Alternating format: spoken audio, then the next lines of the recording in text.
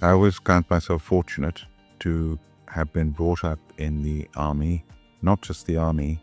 My father's regiment were the Gurkhas, the bravest troops in the world. His battalion, 2nd 5th Gurkha Rifles Frontier Force, had won 3 Victoria Crosses in the Second World War, and 2 of them survived.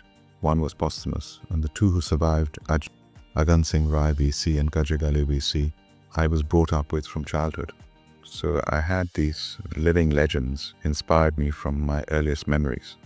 So to be brought up in that environment with the Gurkhas, I learned how to box at the age of 8, and I fought my first boxing match in front of the whole battalion.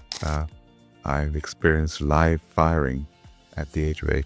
My father was wonderful in getting us to experience army life throughout our childhood. I've been out in exercise with the troops. I've really experienced army life from a very, very young age.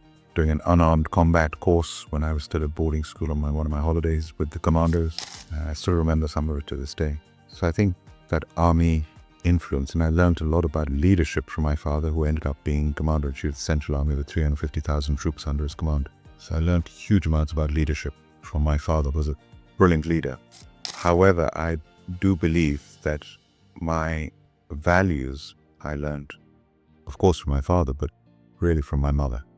And she was a great support to my father, a wonderful army wife. And I always joke and say, when my father was in charge of 350,000 troops, my mother was in charge of 1 million people, because she was responsible for the welfare of all the families. And she in fact had a colonel and an office and staff supporting her to do the welfare work for all the families.